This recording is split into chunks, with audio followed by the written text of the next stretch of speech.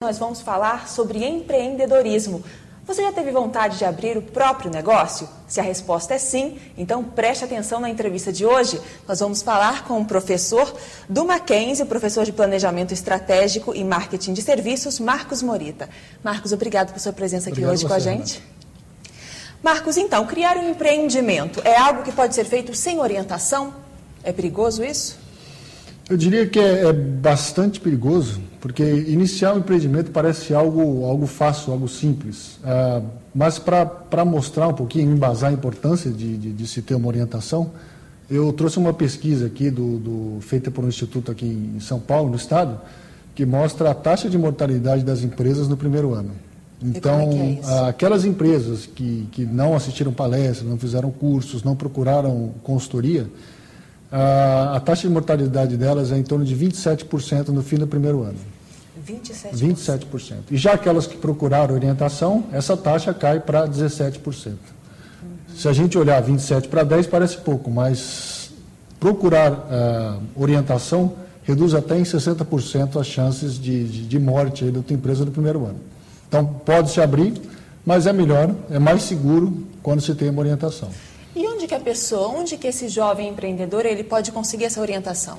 Hoje existem vários lugares, né? Várias empresas, várias escolas, mas o mais comum, o mais conhecido de todos é o SEBRAE, né? Que é um órgão rede nacional, que ele tem filiais em todas as cidades e presta bem esse tipo de ajuda para os pequenos empreendedores. Como é que funciona isso? Um funcionário, vamos dizer assim, um funcionário, ele trabalha há anos numa empresa, de repente ele tem uma ideia. Nossa, por que eu não vou me dedicar a isso, né? Sair dessa empresa, abrir meu próprio negócio. Então, essa ideia, às vezes, é alguma coisa que ele nem sabe se vai dar certo. Aí ele chega num órgão como o SEBRAE e explica essa ideia para o SEBRAE. Como é que funciona? Porque eu nunca entendi bem como que é esse procedimento. Ele conta a ideia dele, pode contar, ou isso é perigoso também, que alguém pode pegar essa ideia e implantar antes? Como é que funciona? Tá. Bom, isso depende do tipo da ideia que a pessoa tem em mente, né? Hoje em dia é muito difícil alguém ter uma ideia que seja totalmente inédita ou inovadora a ponto de não poder contar para ninguém, né? Mas a base de todo negócio é um plano de negócios, né? É você ter um plano exatamente do que você quer fazer, qual o mercado que você quer atingir, qual o seu público-alvo, qual o investimento que você vai ter. Esse plano de negócios é que vai dar a base para você poder construir o seu negócio. E isso o SEBRAE ele pode muito bem auxiliá-lo. Então, é isso que é ensinado, a fazer um plano de negócio, uma pesquisa de mercado. Perfeito. Mas aí, o SEBRAE, por exemplo, a gente está falando tanto dele, então vamos colocá-lo como referência. Ele ensina a fazer isso ou ele mesmo vai fazer isso para o empreendedor?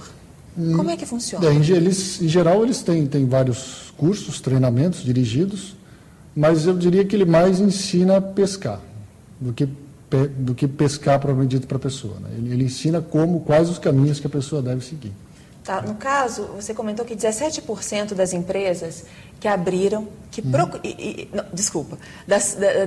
100%, né, de empresas, 17% fecham depois de um ano, mesmo procurando ajuda, referência. Mas por quê? 17 aquelas que não procuram ajuda. 17? Não, peraí, 27 é as que não procuram ajuda, exatamente. Né? E 17 as que procuraram e fecharam, né? Então, nesse caso, dessas 17, o que faltou? O que precisa, além da ajuda, dessa referência para abrir? Em geral, existe até, nessa mesma pesquisa, eles perguntaram para aquelas empresas que fecharam quais foram os principais fatores que levaram a esse fechamento, né? E, em geral, não estão ligadas às questões que eu diria macroeconômicas. Por exemplo, foi a carga tributária, ou foram licenças, ou foi o alvará da prefeitura. Em geral, são aspectos ligados ao próprio negócio, ao desconhecimento do proprietário com relação ao negócio. Então, essa é a questão, né? A famosa ideia que o funcionário está trabalhando, está estável, carteira assinada, e tem essa ideia e vai arriscar. E aí, não é perigoso demais, não, isso? Porque, como você falou, às vezes a pessoa não conhece, tem uma ideia, observa, nossa, né, o lanche é servido desse jeito, se eu servir de outro jeito, de repente eu consigo arrancar esse público para mim, mas eu nunca trabalhei com alimentação. E aí? Sempre trabalhei em escritório. Muita gente sempre trabalhou 20 anos numa área, teve uma ideia e muda de área. Como é que faz? Eu acho que, qual que é o conselho? Renato, isso que você está colocando vai muito do perfil do empreendedor. Né? Então, a pessoa ela precisa...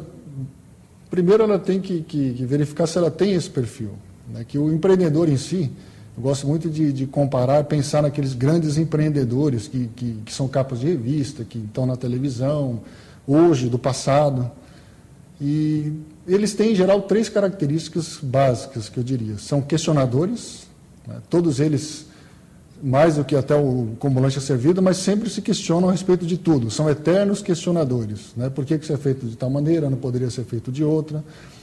São pessoas persistentes. Né? Em geral, quando você apresenta uma ideia, a primeira resposta que você tem é: isso não vai funcionar. Eu já vi isso antes, isso não funciona. E empreendedores são aqueles que o não serve para ele ir além, né? Serve como motivação para ele ir atrás. E são pessoas também visionárias, né? Conseguem enxergar coisas onde ninguém enxerga. Então, muitas vezes, quando você vê um grande empreendedor, você fala: mas isso é fácil, é lógico. Bom, é óbvio agora, né?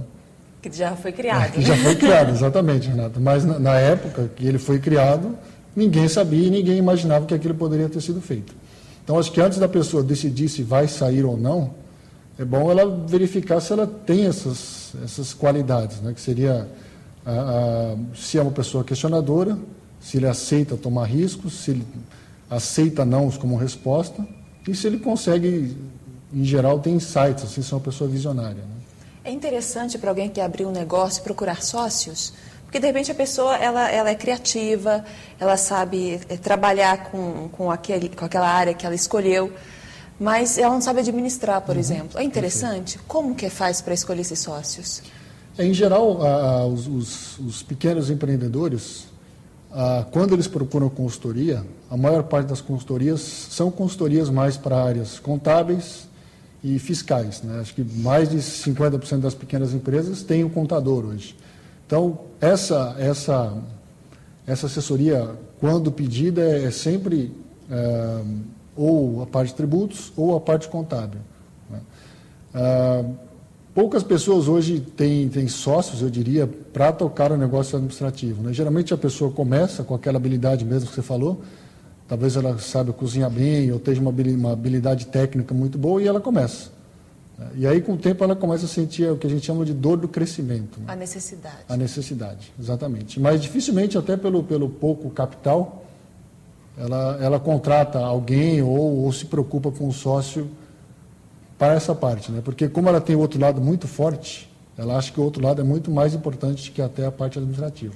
Existe alguma pesquisa que fale assim, sobre rendimentos, depois que você abriu o seu próprio negócio? Porque é difícil abrir um negócio, tem muitos tributos, contratação de funcionários, enfim, toda a logística, estrutura. Quando você abre um negócio, a partir desse momento, até ele começar a dar lucro, tem alguma pesquisa que fale sobre isso? Isso é uma outra característica dos empreendimentos. Aquelas pessoas que, como você falou, Renato, decidem sair, por exemplo, do emprego estável que ele tem hoje, ele tem que estar sujeito a algumas coisas durante o período inicial. Por exemplo, se engana aquele que pensa que vai trabalhar menos, ou que vai fazer os seus próprios horários porque não tem mais o chefe. No começo, a pessoa trabalha mais, longas jornadas, e o rendimento também é menor no começo. Muitas vezes, um negócio leva 1 ano, 2 anos até que comece a se pagar. Então, a importância da pessoa ter essa consciência e ter uma reserva financeira também. Sim, né? Para quando a coisa não der certo.